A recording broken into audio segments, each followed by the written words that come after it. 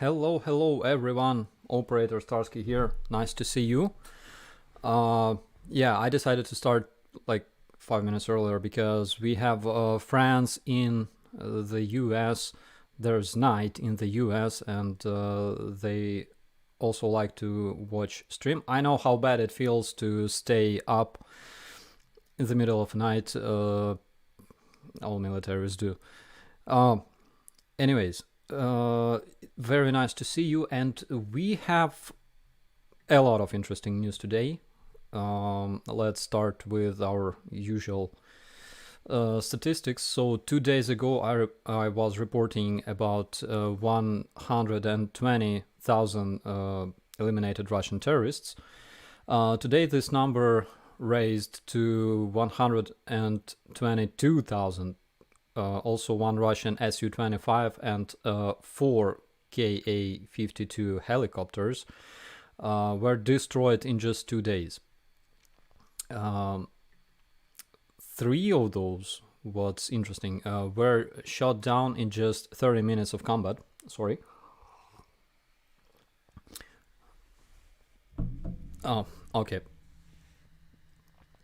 And yeah, all right. And personally, I would like to dedicate those shut down Russian airplanes to the people of a Syrian city of Aleppo, if you know what I mean. Because karma is a bitch, and you cannot hide from it. And I think if you bomb civilians recklessly, expecting to avoid responsibility, there are usually forces much stronger than you. And I imagine, those Russian terrorists dropping bombs on the Syrian cities.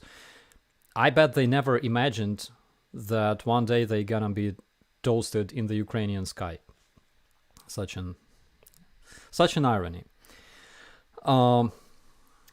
A This one is very cool. So, this priest of the Russian Orthodox Church, his name was Denis Volin. He was a chief of a special department in the Russian Orthodox Church, coordinating efforts with the Russian terrorists. Because, as we all know, most Russian priests are either KGB or FSB spies. I think we talked about it earlier. And eventually he joined a group of combat terror Russian priests, because again they have those, and eventually the Ukrainian armed forces made his bigger dream of meeting the Lord come true a couple of days ago. Still, banning the terror Russian church in Ukraine makes some people angry. But I think they gotta learn more about the terror Russian church actively supporting the Russian terrorism since 1991. For example, what you see here is a normal picture. It's a Russian priest of the Russian Orthodox Church, blessing his soldiers. Everything is according to the culture, because he blesses on behalf of their Lord Satan. They bless their soldiers to do looting and raping and genocide and things like that. It's according to the culture, right? But such things are absolutely, I don't know, non-canonical or something, because priests are not supposed to touch weapons, right? This is what makes them priests. And in Russia, they have a real program of training combat priests. For example, in VDV, in Russian paratroopers, they have this specific program where those priests have to jump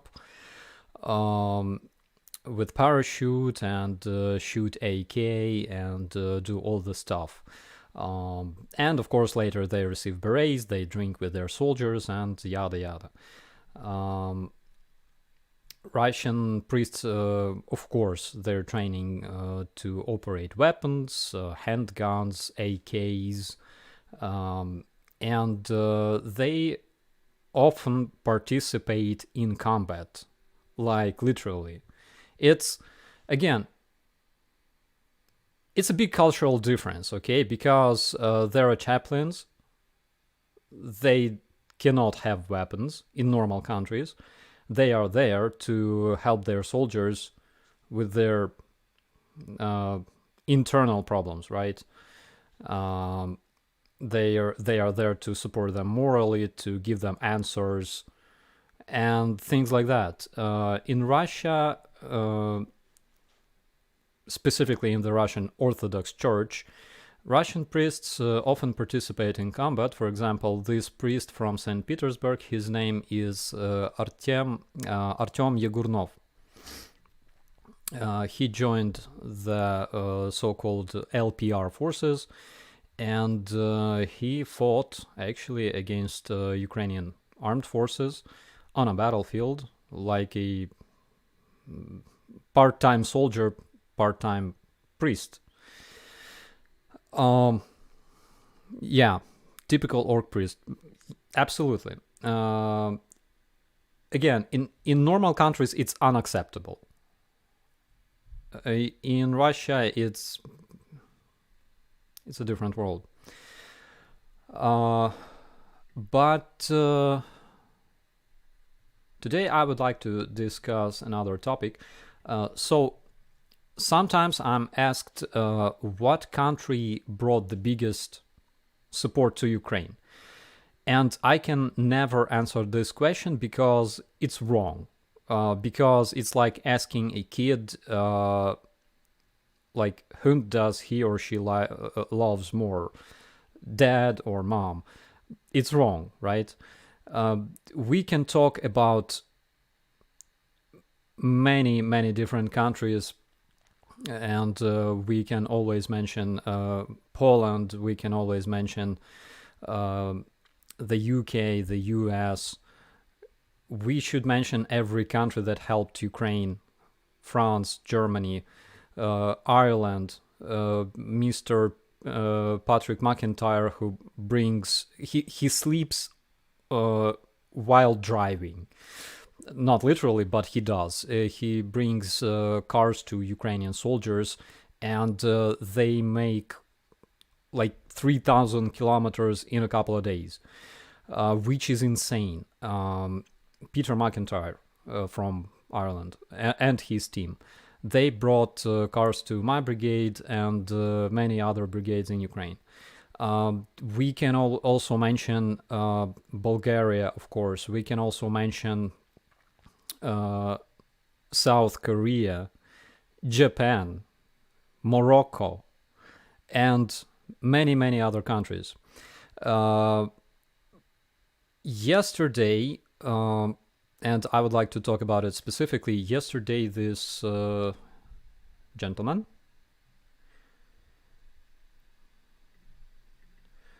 so his name is Kaimo Kuusk. He is an Estonian ambassador in Ukraine. He stated that Estonia delivered all of their 155 millimeter howitzers and thousands of shells to Ukraine, to show that there can be absolutely no excuse for other countries that hesitate about sending military support to Ukraine that is currently fighting against the Russian terrorists. And interesting thing is that more than 1% GDP of Estonia was delivered to Ukraine as a military aid. You can imagine how much, what's the weight of this contribution for a small country like Estonia. And this aid included 155 millimeter howitzers, all of them, 122 millimeter howitzers, artillery shells, hundreds of anti-tank grenade launchers, and a lot of military equipment. We cooperate with Estonian charity for quite a while. Here in January, they delivered cars to Ukrainian units. There is one man in Estonia. His name is Ragnar, and he's very famous, actually.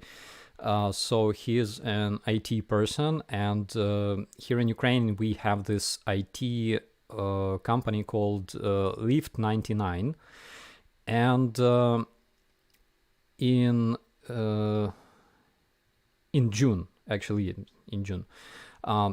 In June, they delivered a big portion of cars. There were like tens of those cars. They were delivered to Ukrainian soldiers, and his team that united basically IT people, like coders and developers from different countries, Belgium, Ireland, and Lithuania, Latvia. They brought those cars to our guys, and on that picture you can see me with two guys from our anti-air battalion, and they received this car that went straight to the front lines. There is Ukraine Aid Ops. This man on a picture, again, he's very famous. His name is Harry, and last time he gave us those power stations. He gave us little stoves, gas stoves that can be used in trenches, as well as hundreds and hundreds of tourniquets that they're buying in Poland and delivering to Ukrainian soldiers. They also delivered us plenty of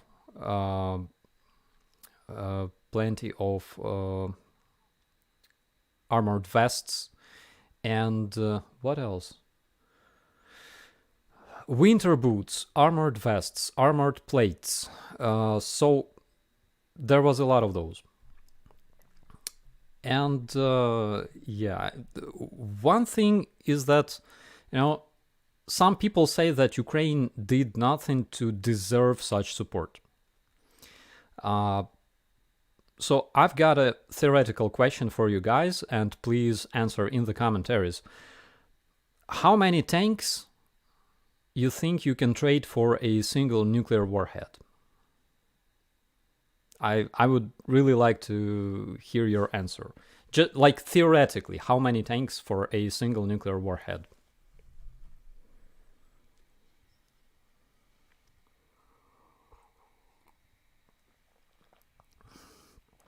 I'm curious to know. I have literally no idea how much tanks you can get for one.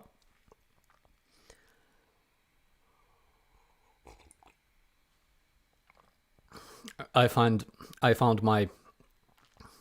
my size of mug.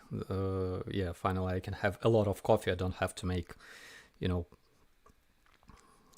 3 cups in an hour.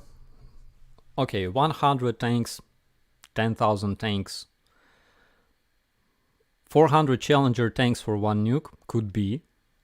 600 tanks, maybe. It was like a rhetorical question. Okay. Another question. How many tanks can you trade for 1,700 nuclear warheads? I think there are no... You cannot find so many tanks on planet Earth, right? So Ukraine, before 1994, had in its possession around 1,700 nuclear warheads that were given out to Russia, by the way, as our gesture of of a goodwill, right?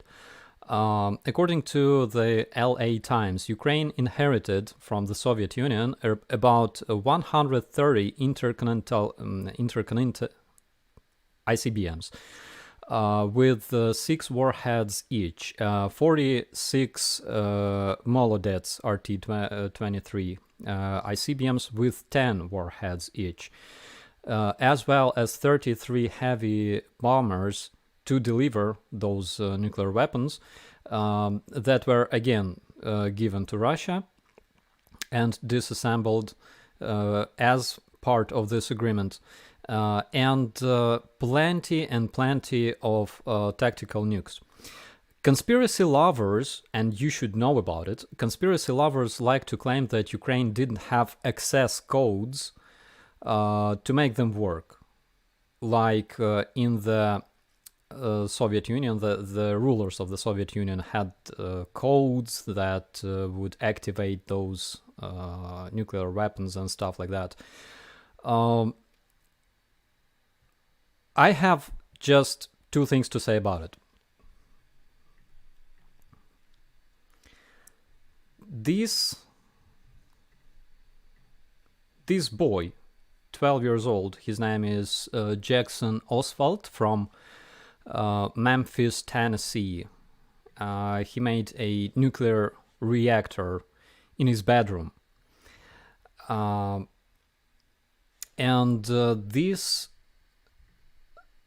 boy, he's actually very famous. It's David Charles Hahn, Boy Scout from Michigan, who created his nuclear reactor in his garden, in his mother's, that little building. And of course, he received a huge dose of radiation, but it's not the point. The point is that pupils can make nuclear weapons if they really want that.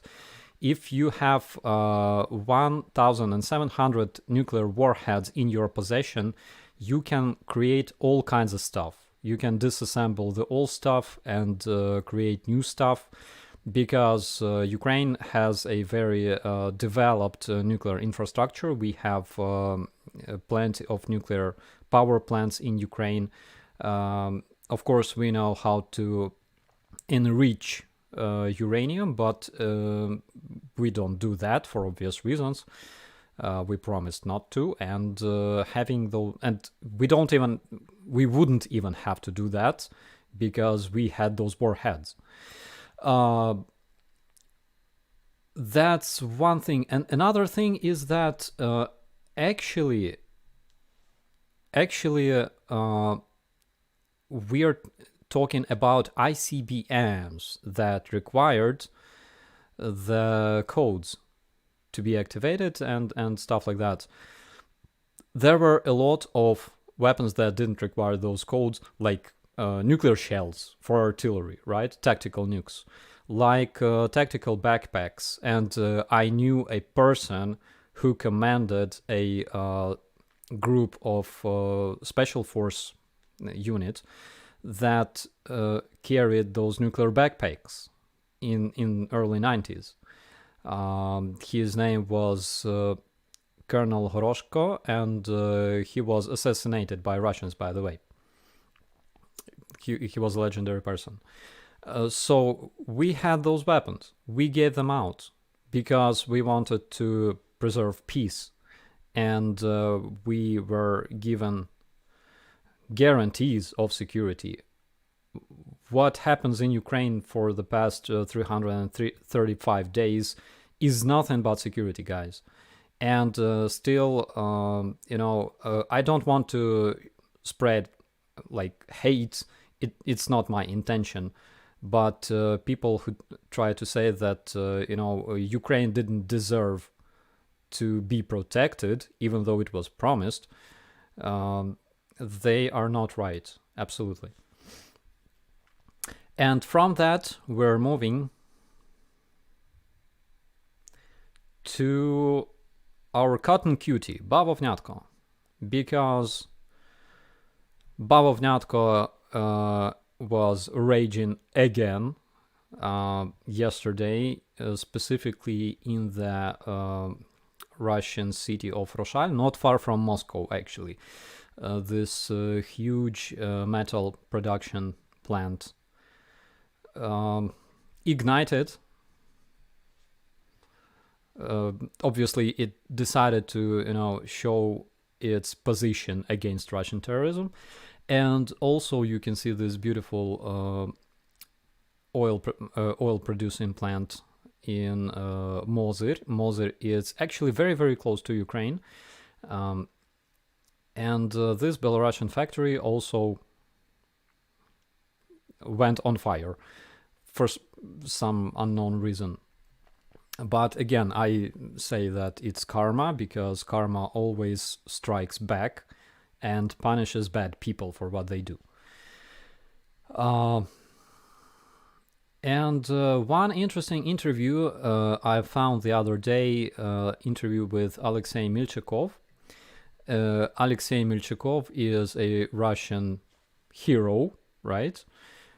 He's a hero for Russian terrorists. He's like one of the craziest men in their army. And in his interview, he basically says the opinion of Russian people. I would like to show you this interview, just a piece of it. He's been asked, how do you feel about Ukrainians? And he says, the Ukrainian nation doesn't exist. They are deceived Russians. Our enemies must be annihilated. Just a second. I'm very, very sorry. My commander calls. I'll be back.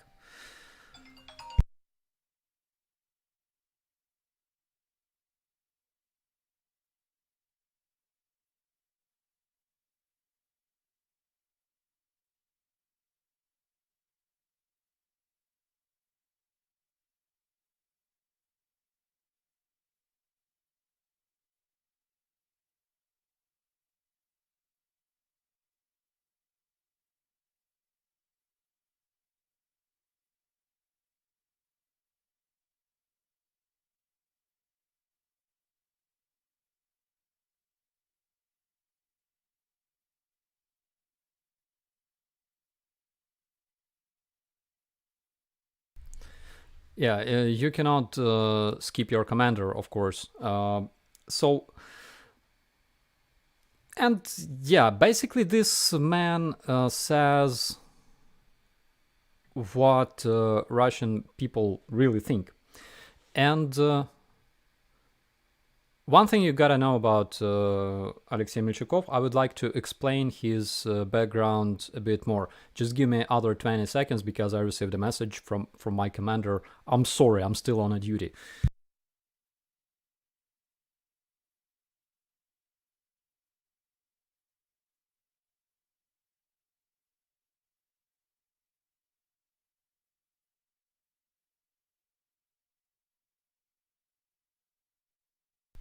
All right.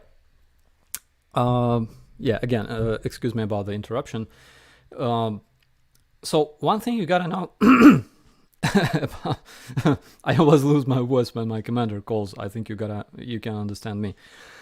You gotta know about Alexei Milchakov, this Russian hero. So he was a very, very famous Russian dog hunter in Russia. I don't know about your country, but they have this big movement of dog hunters in Russia. Basically, what they do is they bait stray dogs, puppies, of course, and they kill them, and they share their experience of doing those things. And there's quite a big community of those dog hunters. And of course, you see yourself. And when the war in Ukraine started in 2014, he joined. Of course, he is a citizen of Russia, right? He's not a Ukrainian citizen. He wasn't a separatist. He was an ethnic Russian, and he joined those Russian separatists, Russian hybrid army, basically. And he's well known in Russia. For example, on this picture, he was awarded by Aksionov. Aksionov is Russia assigned ruler of Crimea nowadays. After Crimea was occupied by Russians, Aksionov became like Russian collaborationist ruler of Crimea, and he was awarded a medal for service and yada yada. But fact is that even those Russian people who don't wave Nazi flags or don't kill stray dogs, they all share this opinion. Prior to the invasion, one day ago, before the invasion, Putin was talking absolutely the same about Ukraine on a television, trying to justify the upcoming invasion in Ukraine. He said that Ukrainian nation never existed, it was created by Lenin, and other tons of bullshit. So they all share this opinion. They all think that Ukrainian nation and Ukrainian culture have no right to exist, and yada yada and blah blah. Of course, we all heard the same in the end of 1930s, in the beginning of 1940s, right? But yeah,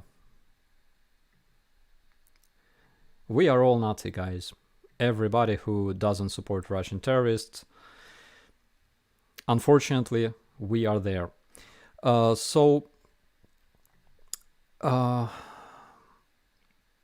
The other day we were talking about fish and veggies being given as a support to Russian families of the mobilized men.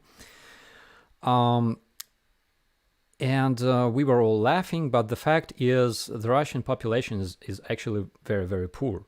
And if Ukrainian citizens can afford to donate millions of cash for buying our soldiers' night vision devices, strike drones, satellites, then Russians can't really afford that.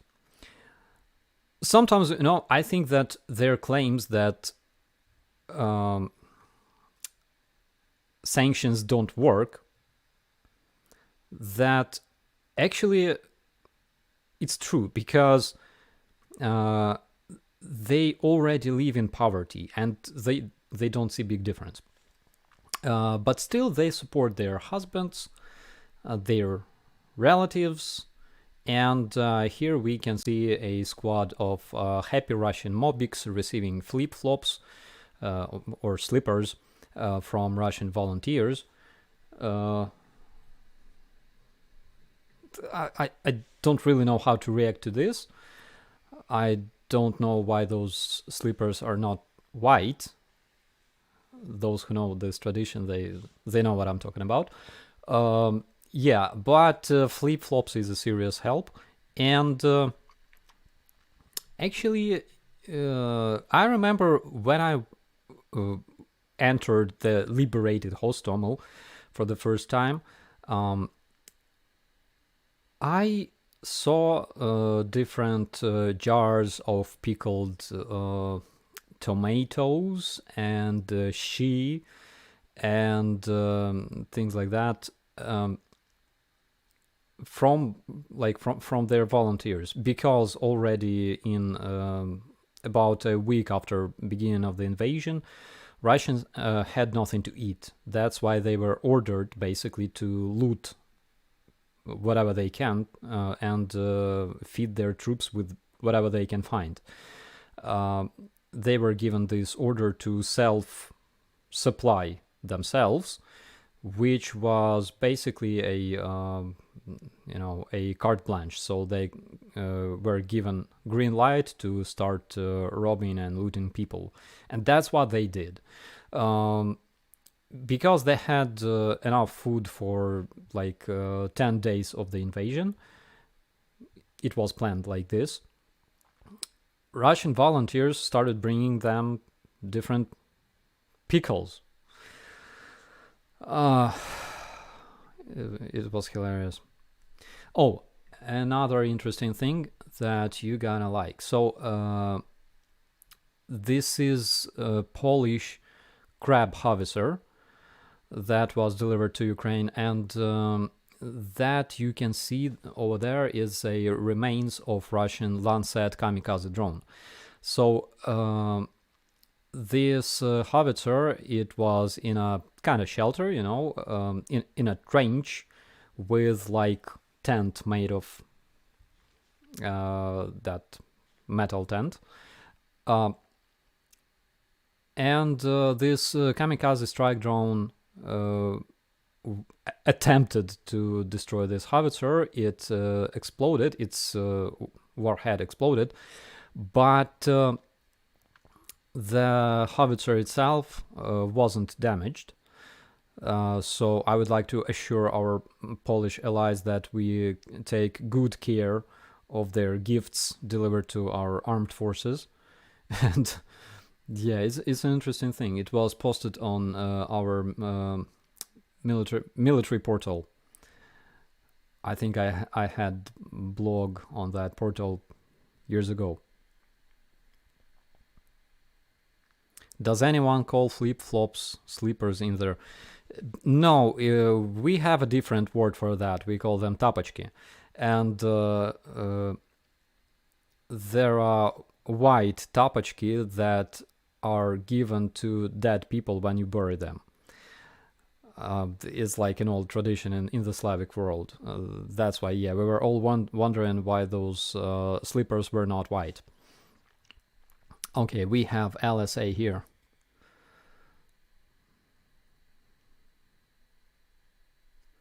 Linda Emmett, I have insomnia, never sleep really, same here. Yeah, 335 days of insomnia. Tapochki, yeah. Lerandra, or Topki. Tapochki.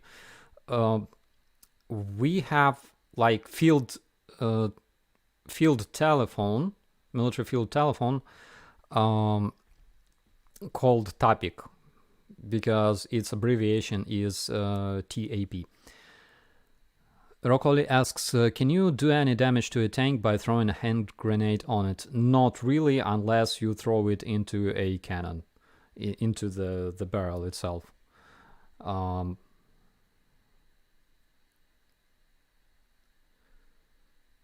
Speak some Ukrainian.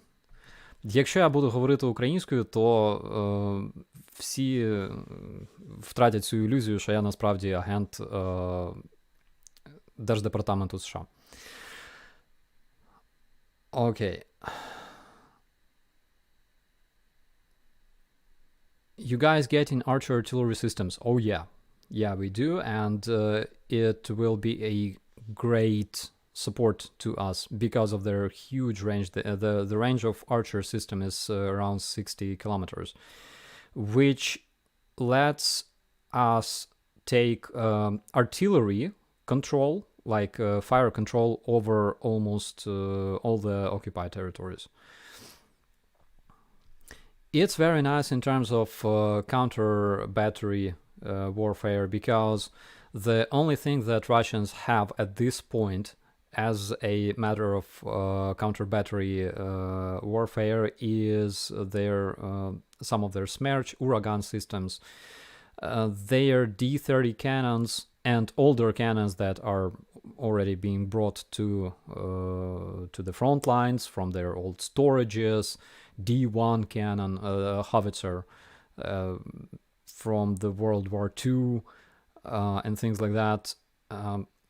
They don't have the range that is big enough to counter attack our artillery. And our artillery now mainly consists of NATO samples that basically have greater range. We have howitzers that can shoot at like 30 kilometers easily, and they have nothing to combat that, basically. except Smerch and Uragan systems, but again, there are problems. They don't have so many of them, and they have problems delivering them.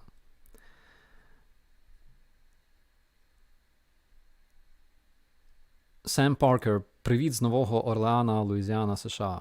New Orleans, Louisiana. Cheers from Ukraine. Okay, Maria, are Ukrainians already practicing the use of leopards in Poland? Well, I think they will soon. Kyle, Starsky, is there a rumor between the Ukrainian soldiers that Poland might enter the war and help? There are all kinds of rumors between soldiers. Believe me, some of them are very bad. Some of them are good, but they're still rumors. You boys will enjoy the Bradley, especially the auto-load cannon. Yeah, I'm sure we will. We had those BTR 3 and 4.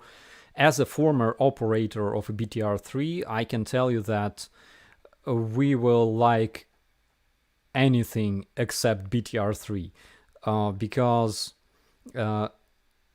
actually it's a very nice APC. It's a very nice APC, but the problem was that in order to reload it, you had to involve all the crew. You had to involve the commander of the BTR, the driver, and the gunner in order to reload it.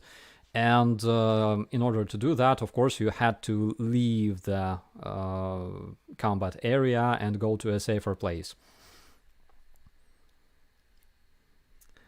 How is Fudge doing?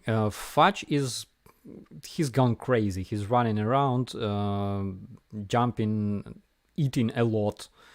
I don't know what happens to him. Probably he feels like approaching spring or something like that. But he's overly happy. I'm not sure. Maybe he ate some plants in the yard, some specific type of them. Yeah, but he's overly happy currently. Bradleys have ATGM like the Strikers. Yes, BTR-3 also had 2 laser-guided anti-tank missiles, and it was a great vehicle in terms of operating, shooting, and in terms of armament. It's a great vehicle, but in terms of service and reloading and things like that, I think a lot of things could be improved actually. Dennis Davidov said that Russia will not do a second mass missile strike. Is it true? Probably they will. Probably they will change their targets a bit, but we'll see. Thing is, this Surovikin, commander of this Russian invasion in Ukraine, who got changed to General Gerasimov, another idiot. But this Surovikin, he was known for striking civilian objects, yet in Syria years ago. He was known for destroying civilian infrastructure. He was notorious for that. And Gerasimov, I cannot say that we had no missile strikes back then when Gerasimov was,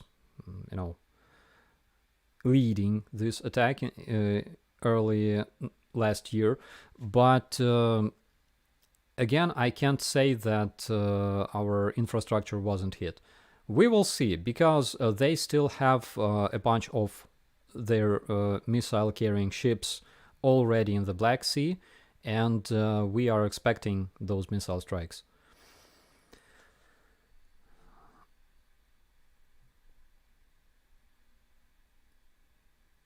Activist, how is Fudge the Magnificent? Yeah, I already said he's overly happy for no reason. He's jumping around like crazy. Like I don't know. I fed him. I walked him out. He pooped. He did everything, but I don't know what he wants. Um, oh my god, Angela Faye says, have you heard that French army is sending you guys French military rations? According to my neighbors, they are really superb. Uh, yes, it's a great news because I can confirm French rations are the best. My dad brought French rations from former Yugoslavia in the beginning of 90s. He brought different military rations, but the French rations were the best. They are coolest, and I would love to make a review of one of those.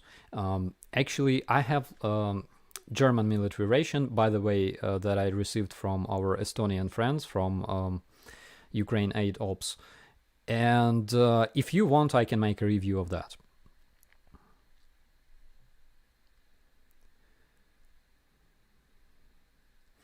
Can you tell us a bit about how the fight against corruption is going during war times? I heard there are still some incidents. Yes, there are incidents. Recently, we lost 2 ministers, but I'm not mentioning the Minister of Interior who died. 2 other ministers, so one deputy Minister of Defense and another minister were fired because they were suspected of corruption, and they decided to write an inquiry to fire them because of those scandals. And I think it's a proper thing to do. I think it will be investigated. And there was a scandal about supplying the armed forces of Ukraine. We had a tender for rations, for food, and journalists noticed that this food was purchased for higher prices. And currently we have a big investigation on that.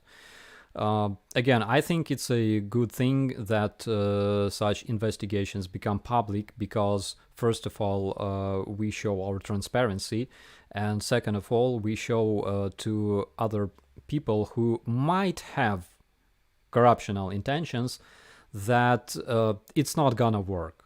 We will find them and we will investigate and punish everybody who's guilty in that. Because what makes me so much mad, especially now, is that, in the times of war, there are still people who, just make money.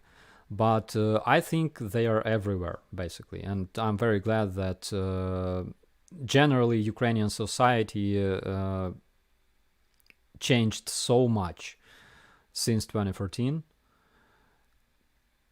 In 2012, I thought that Ukraine was hopeless. Literally, because I was a civilian person, I was looking for employment abroad. But then our revolution started, and then the war started, and of course I went... I became a police officer, and then I became a National Guardsman in order to protect my country. But my main motivation was always my people.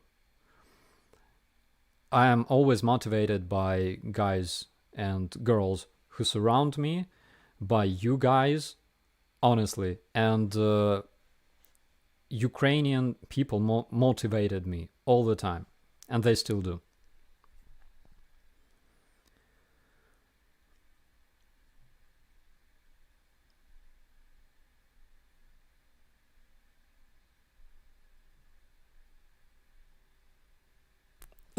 Had a guy, Ninja Pants says, had a guy in my battalion almost die choking on the lime powder in the Australian ration pack.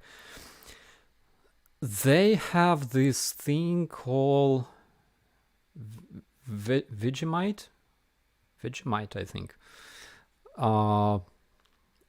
looks very strange. It's brownish substance. Smells even stranger, but yeah, but it's not bad. Like if you put it on a bread and have it with like coffee or tea.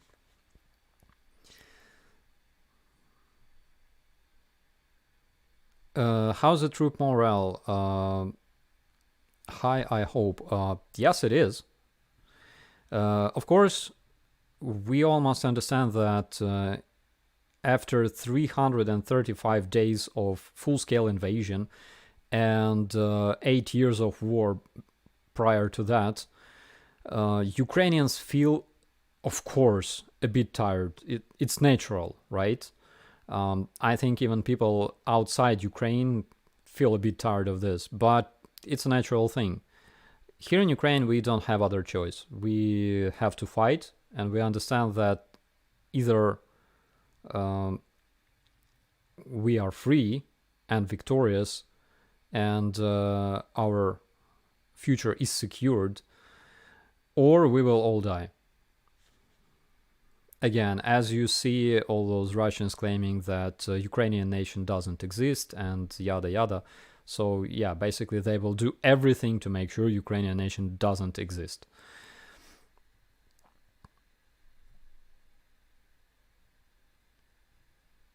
Vegemite is the worst thing the world ever invented. I don't even know what it's made of. If you know, please let me know, please. It's kind of strange looking, and tastes strange as well.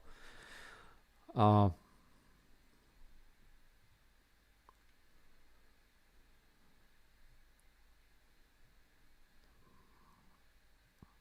Aha, Vegemite is a beer extract. Beer extract. Ah, I see.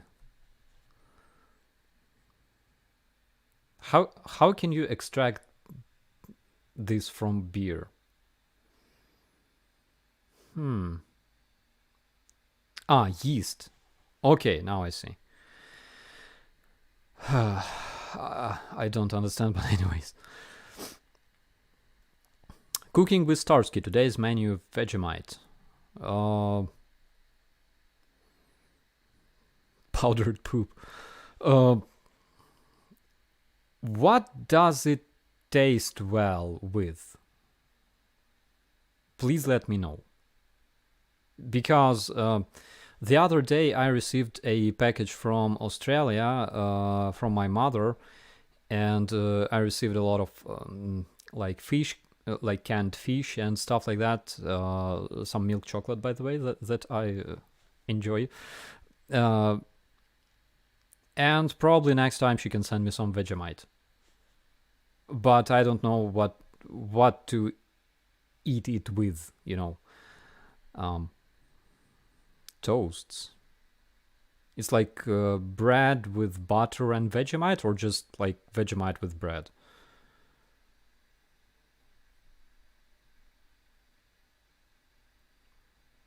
Aha, here we have information from Paulus that Germany gave permission to the Allies to start teaching UA to use leopards.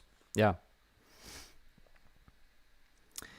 And we were promised some good news regarding those leopards very, very soon. So we all keep waiting. Pig's testicles. One time I saw like pork nipple in a can of a canned meat, and it looked so bad. Like I peeked into the can, the nipple picked back at me. I'm stuttering today for some reason. Probably too much coffee.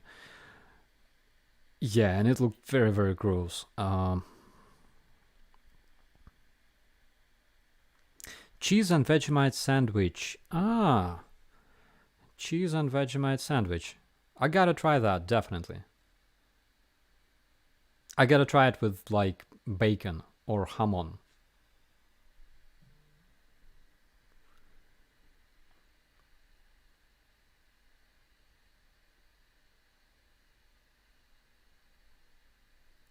Former Ukrainian POWs, will they return to active duty? Some of them, I think most of them do. For example, Bogdan, my good buddy who spent almost 7 months in the Russian captivity, he serves in the National Guard. He decided to continue his service. And by the way, I think that we will be meeting each other more often very soon. How do you keep up with comments? Question from Gary. I can't. I don't. I miss a lot of those. Can we just send a dozen of Abrams? So the reason why the US didn't send Abrams tanks, as it was explained, was because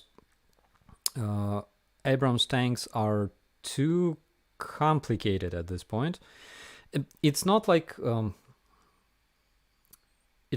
they can't just send them to Ukraine.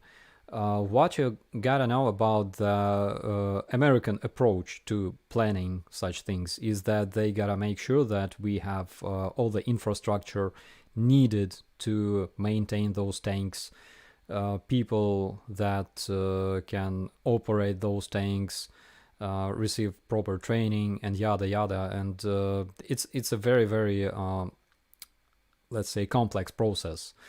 It's easier with other tanks, but one of the things that could be made is to send Abrams tanks to the NATO countries that would give us Leopard tanks. That could be an option. Because there's a big number of Abrams tanks in the storages in the US, and they can be easily used for improving the defense of the NATO countries. But again, like, we're discussing global things on our level. There's a lot of things that we don't understand. I don't understand.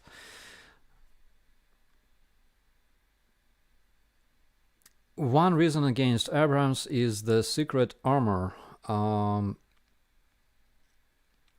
That could be one of the reasons, but on the other hand, in Iraq, for example, a lot of Abrams tanks were left for local army, and they use it. They use those tanks easily. So I don't really think it's about secret armor. It's rather about the infrastructure required to maintain those tanks.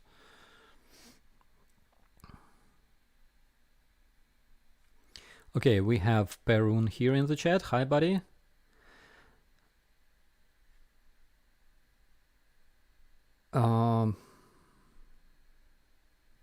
Yeah, everybody gotta see his videos. I totally agree on that. Serenity.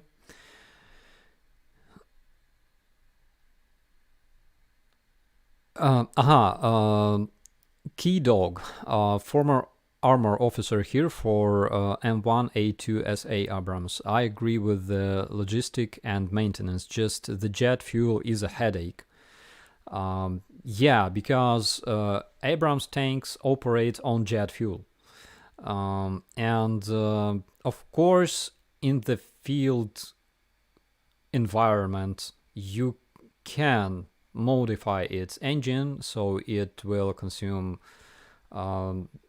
like gasoline or diesel, but it will improve the tank's wear and tear and stuff like that.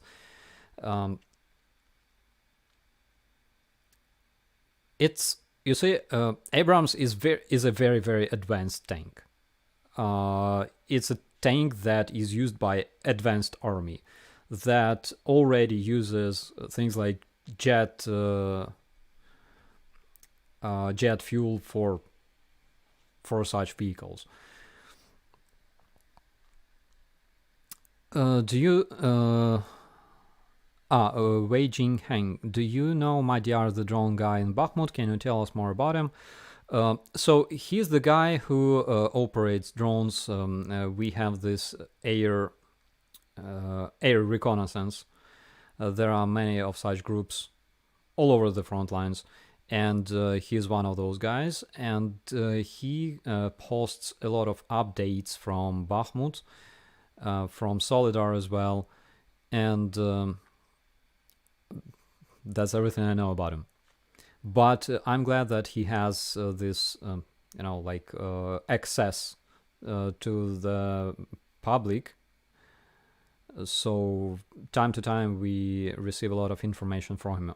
Unfortunately, he only speaks Ukrainian, but I think that some of his videos are being translated.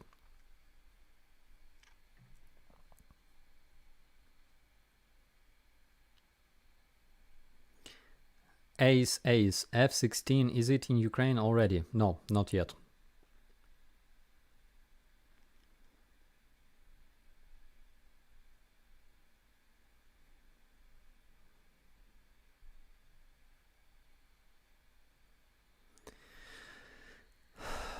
T-80 also uses gas turbine engine. Yes, there is a specific modification of T-80 that was used by Russians in Chechnya, and because they were made in Russia, they proved to be very unreliable. That's why they were put into storage. And as soon as this invasion started and they started losing plenty of tanks, they decided to bring those tanks out of storages. For the obvious reason.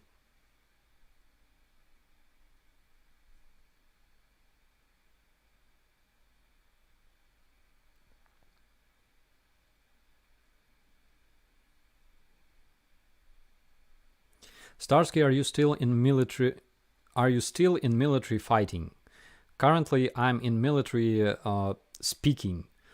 I'm a press officer of my brigade. But if we have some action here in my direction, probably I'll be fighting, I guess. One of the things that make me feel sorry, actually, is we don't have much footage from Hostomel battle, because we were all busy shooting those helicopters and Russian paratroopers, and at some point where we were already moving out, I thought, man, I'm a press officer and I have a camera. Like 2 hours passed before I realized that actually I gotta do my job as well, and that's why we don't have much footage from that battle. And that makes me very, very sad, unfortunately.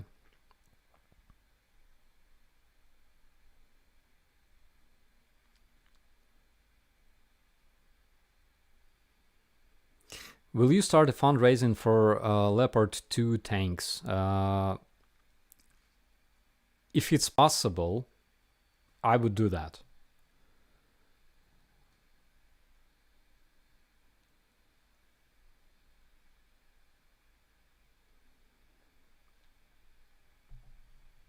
Any good dark humor jokes lately? Oh yeah, I will show you one. Yeah, so you remember that screaming boy from Kherson, I think. Let me see. Here it is. Wait a second. Screaming boy from Kherson, and he finally found a couple for himself, which is a screaming woman. So she was a Russian propagandist shooting a video from the front lines, and karma hit her. And now we make a lot of memes using those faces. Actually, I wanted to put them on a thumbnail, but yeah, the dude that was crossing the bridge. Yeah, and like we have hundreds of memes now involving those. Uh, I think it counts as a dark humor, right? We all love dark jokes.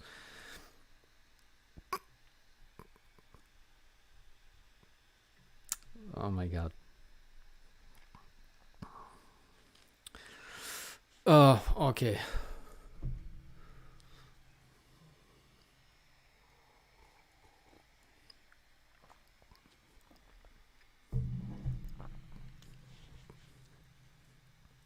I think actually we can make like uh, a t-shirt with those.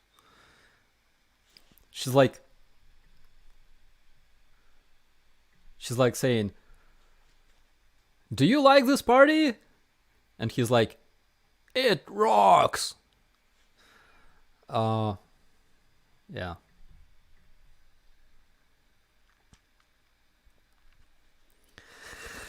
All right. She was hit by friendly fire. I don't know. She could be. She was hit. That's the fact.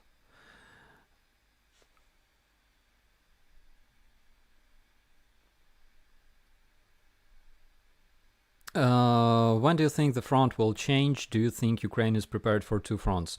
Uh, Question from Skej. Skay. Uh, Sorry if I mispronounce your name. Yes, we are preparing to deflect the attack coming from Belarus, and specifically in the directions of Volhynia. And currently, they were like bragging in their media that they can capture whole Ukraine, specifically Western Ukraine, to cut the supplies from our allies from Europe, which is nothing but an international warfare, informational warfare. It's just just a BS basically. But we are preparing to meet them coming from Volhynia, Kiev direction, Chernobyl direction, Sumy, and Chernihiv. There's not too many places that you can use to deliver your columns, your vehicles. And I give you 100% that all those who will risk of using those will meet their demise. Oh yeah. As for the change of the front lines, the problem is, you see, we need those tanks because you cannot imagine the offensive operation without support of tanks. Tanks are basically the main power of any offensive operation. And I'm talking like main firepower, that's the word. Main power is always infantry. If infantryman didn't put his foot on the soil, it's not considered controlled or taken.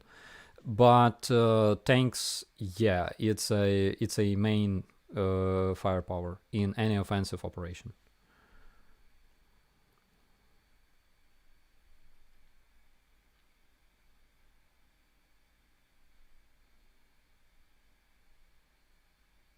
SRQ Lisa. Tanks and liquor.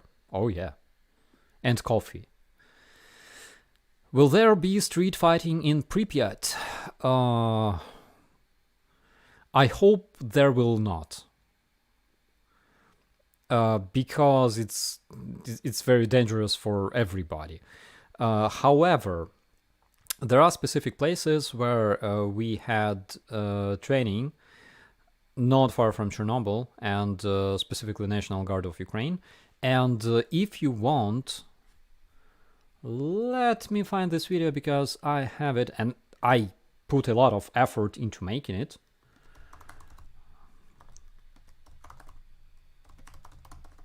Um, when you have time, you can easily watch this video. Where is it? Where is it? So we had a training, and no, it's a wrong one. Aha, here it is.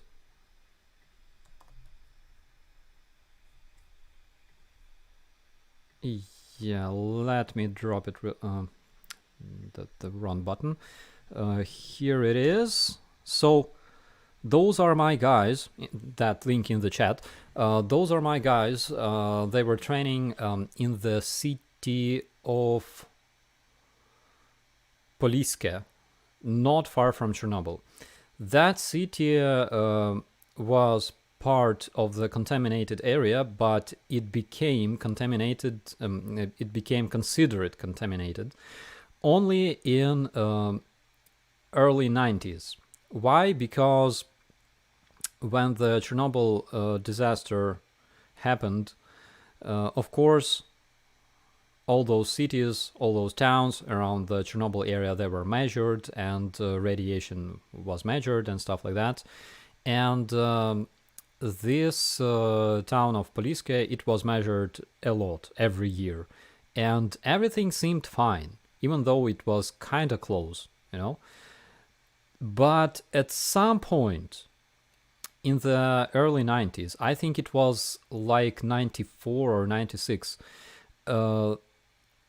the scientists measured the radiation on the roofs of those buildings, and they found out that, oh yeah, those are active, you know, those are dangerous. That's when they evacuated everybody from Poliske, and Poliske started being considered contaminated.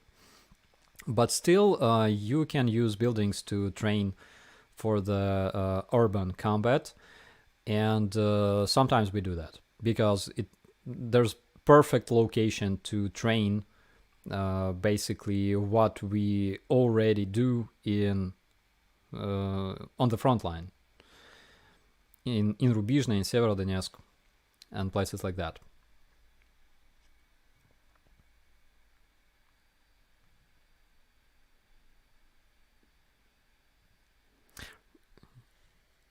Russian answer to lack of night vision goggles: dig trenches around Chernobyl until soldiers glow in the dark.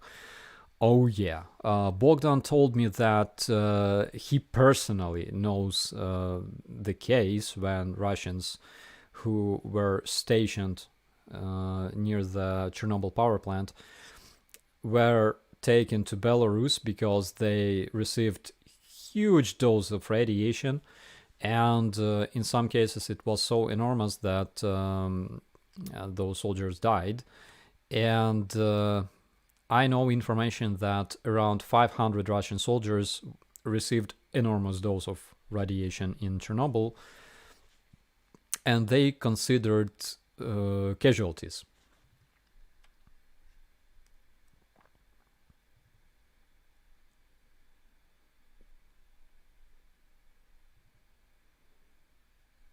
When you guys gave up all them rockets, you were promised protection from Russia and USA. As an American, I would like boots on the ground. I completely agree with you. We were promised protection. And again, we're talking about one of the biggest nuclear arsenals out there.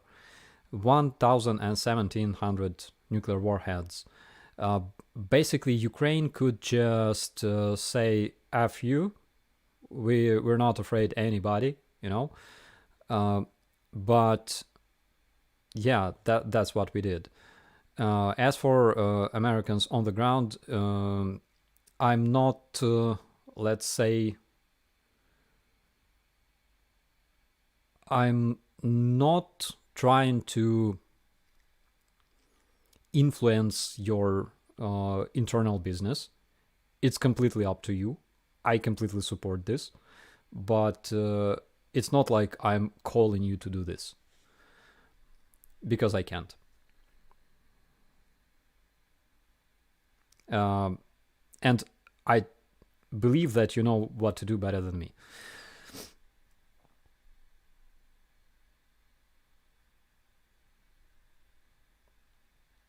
Estonian ambassador said on being told he is expelled from Russia, "It's not a big problem." What a legend. I agree on that.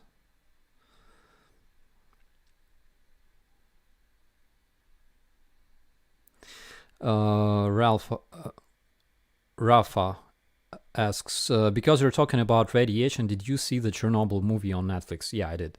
The dad criticized a lot because he was there actually in 1986. He spent 2 deployments in a row in Chernobyl. He received huge dose of radiation. He was evacuated to Kiev, and he went through like very very complex treatment, and he criticized a lot. But I don't blame him. I completely understand that. But for other people, yeah, that general in this movie, he's like portrayed as a hero. Actually, no, he threw those young soldiers on the roof of this third reactor to collect pieces of the fourth reactor, basically with their bare hands. And my dad said that in his regiment, he only found like 2 or 3 men that are alive today.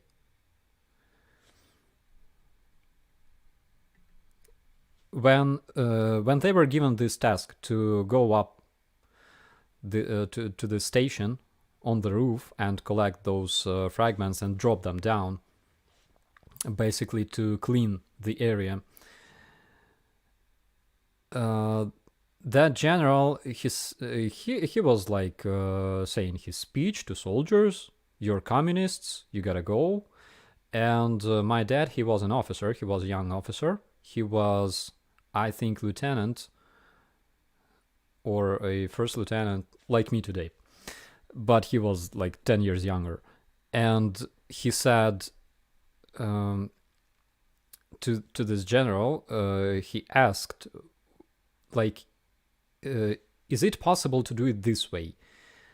Young guys who don't have families yet, maybe they should like stay out of this, and maybe we should go, people who already have kids, because if you receive big dose of radiation, it can screw up your future generations. And this general, the one that is portrayed a hero in the movie, he said, like, "Aren't you a communist? We all should go." And yeah, and a lot of those young guys died. Is Chernobyl power plant still operational? It's operational, but it doesn't produce electricity, from what I know.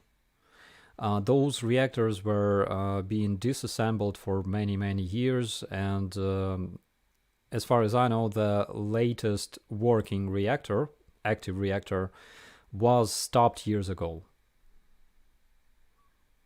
I can be wrong, of course, but that's what I remember, at least.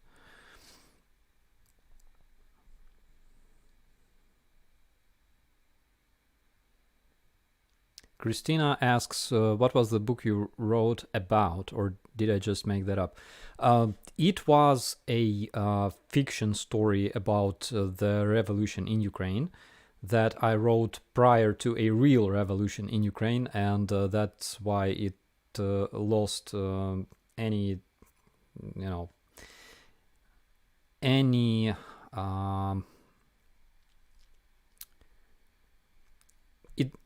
it wasn't interesting anymore after the real revolution. But yeah, I wanted to publish it, and I already made some presentations together with our publisher, and it was never published.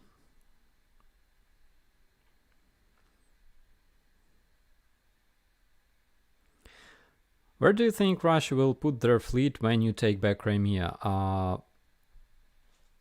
I believe they gotta put their fleet where their flagship is, the Moscow. Yeah, that would be a proper place for all of their ships.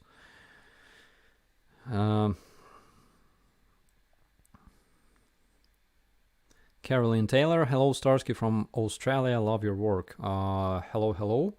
And it's like, is it like 10 p.m. in Sydney? Yeah.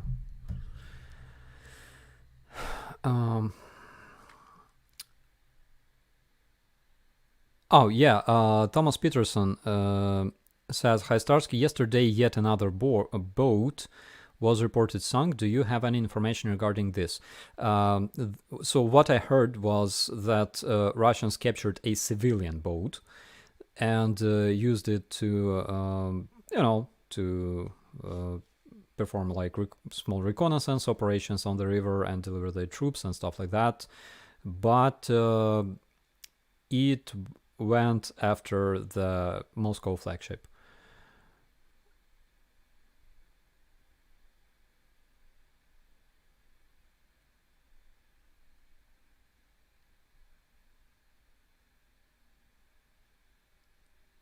Murray says, I knew you were gonna say that about Orc Fleet. It's because we have this, connection.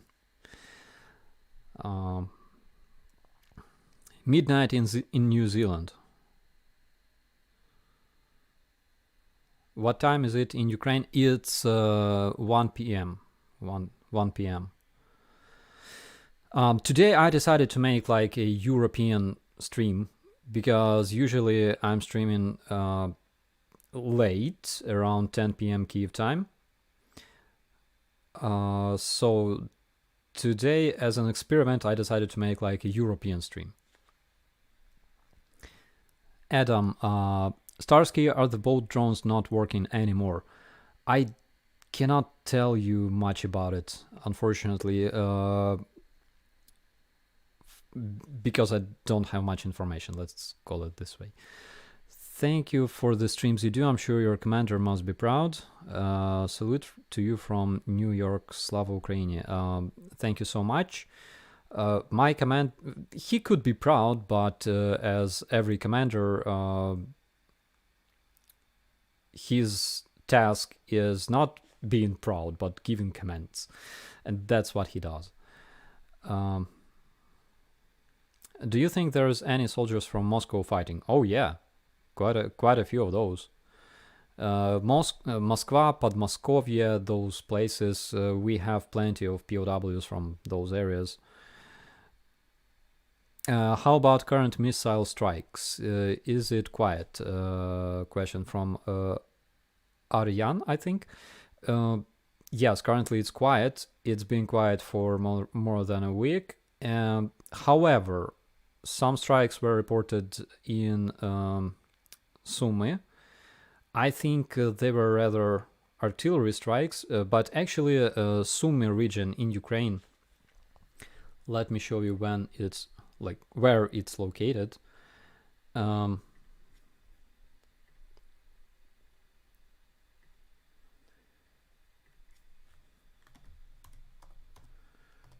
It's northeast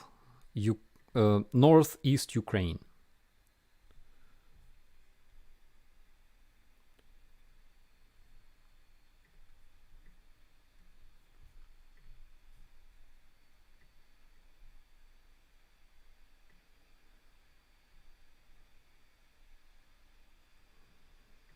Okay, there's Ukraine, as you can see.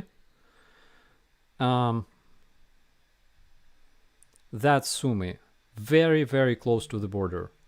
And they were shelled all night. And actually, they are being attacked a lot, very, very often, almost every day. There are also shellings in the area of Chernihiv.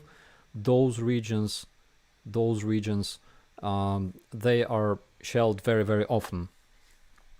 And there were missile strikes reported in other areas like Zaporizhia, Dnipro. 2 missiles were intercepted in the past 24 hours.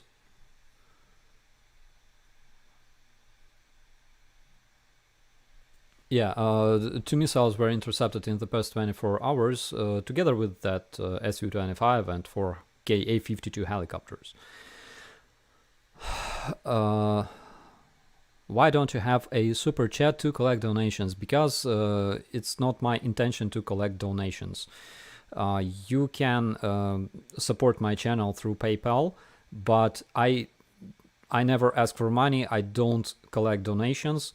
When there's some need, when some guys need donations for buying cars or other equipment, I always say about this in the community posts.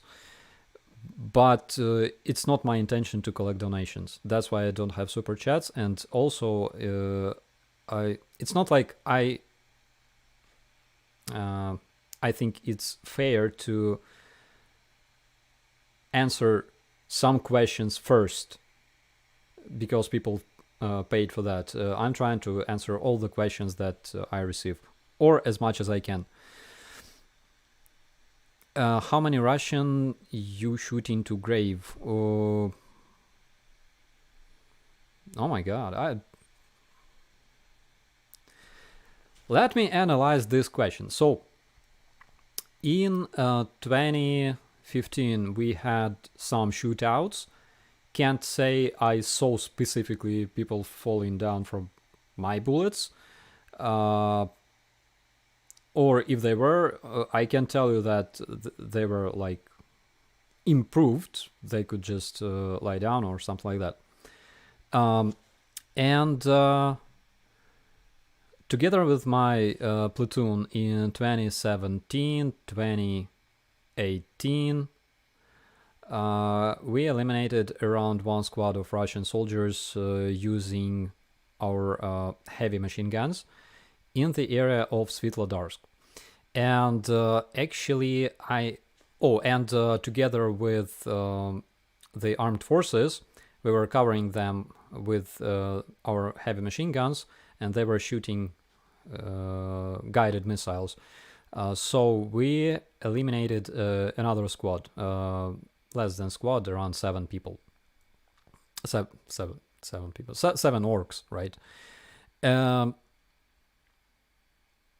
So that's like mostly involving me, okay? Those operations involving myself. Yeah,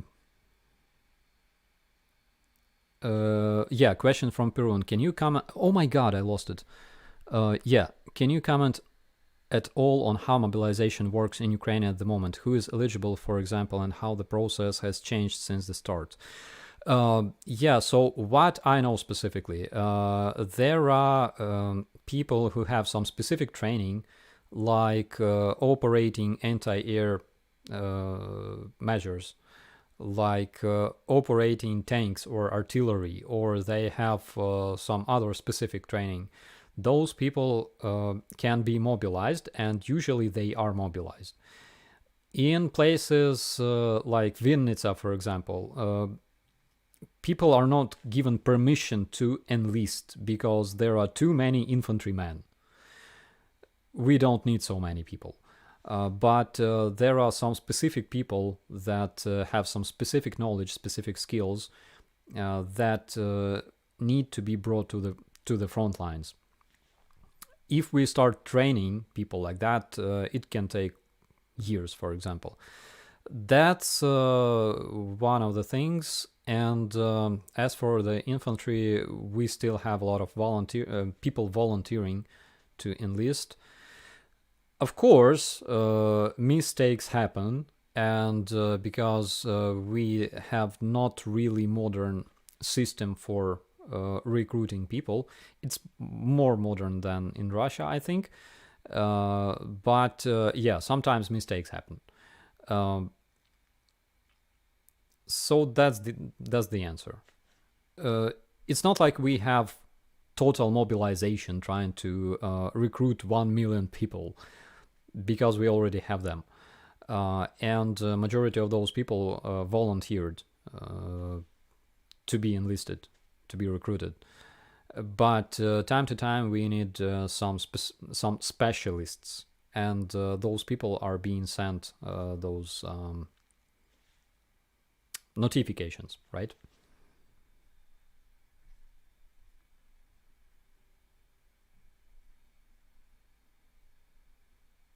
Hi Starsky, your opinion on Come Back Alive. So this charity foundation helped a lot of Ukrainian military units, and they even interviewed me for some time. Yeah, they delivered a lot of things to my brigade as well. I think we received drones, we received scopes, and other equipment. Those are completely legit. And there, I think they are one of the biggest charities in Ukraine supporting Ukrainian soldiers. And Taras Chmut, chief of Come Back Alive,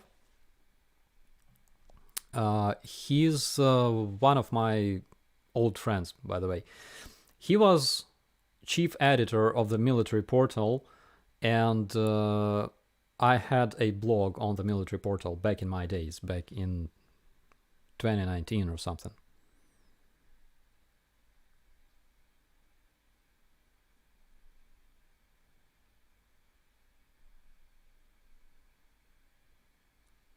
What other weapons do your troops really need apart from tanks? If we are talking about vehicles, yeah, we need a lot of howitzers. But generally speaking, if it's not operational level, we need long-range missiles to be able to strike those launch sites in Russia, for example. Those specific sites used to launch kamikaze drones at Ukraine, or their missiles, things like that. It's very important. Or punish their aviation, their bombers.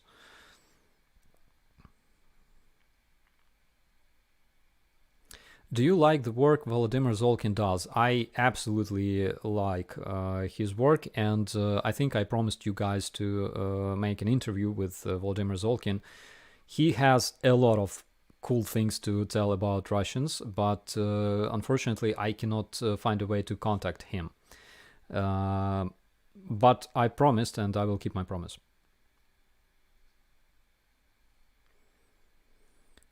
Johnny, yes, Starsky, your family lives in Sydney, so have you tried Vegemite?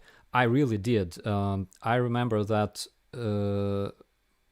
my friends from Australia, even before my mother and my brother moved to Australia, they brought us Vegemite, and basically what I was told was, hey mate, look at this. It looks like crap, smells like one, but you're gonna love it. And they put it on the bread, gave it to me, and I liked it. Yeah, it may not look very attractive, but it tastes well.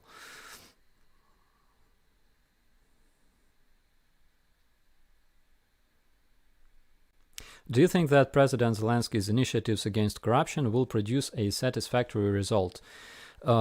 I don't think that I can comment much on that, Bob, but I think that in Ukraine, one of the things that make me very, very proud, it's public awareness. And we have plenty of civilians, we have plenty of organizations, journalists, and different civilian investigators who fight corruption, and if something happens, they make it public. And I completely support those people with all my heart, because again, one thing you don't know about Ukrainians is that generally Ukrainian people don't really like authorities, right? We like naturally we have this anarchy deep inside, and anarchy meaning like smaller societies living together and cooperating together in peace, like it was in Ukrainian villages for hundreds of years. And we don't really like authorities, and that's why we got used to do everything ourselves. And all the initiatives in Ukraine come from the people. All the initiatives received by the Office of the President, Ministry of Defense, and yada yada, in 99% of cases, they come there from people, which is beautiful. I think this is exactly how democracy should work.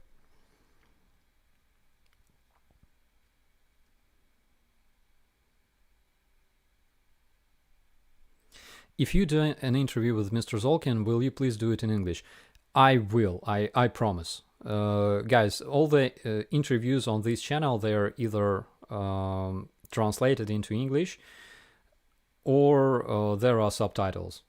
You will definitely have those.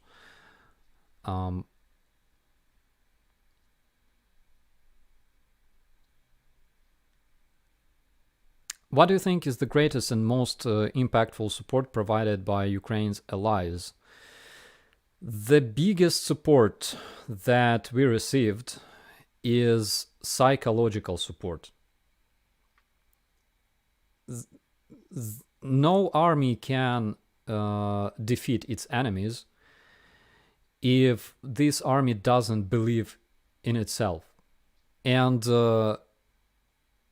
understanding that we are being supported by awesome people from many, many different countries was the biggest support. I'm honest. It's not about weapons, it's about trust, it's about your support, your friendship, and things like that. This is important. And of course, tanks are important as well. And HIMARS. And MREs, of course, yeah. Okay. Hello to Bosnia. I wish I could visit and see the Pyramid of the Sun. I would love to visit Bosnia, by the way. I would love to bring my dad to Bosnia. Unfortunately, I doubt that it's possible, but at least I would like to try.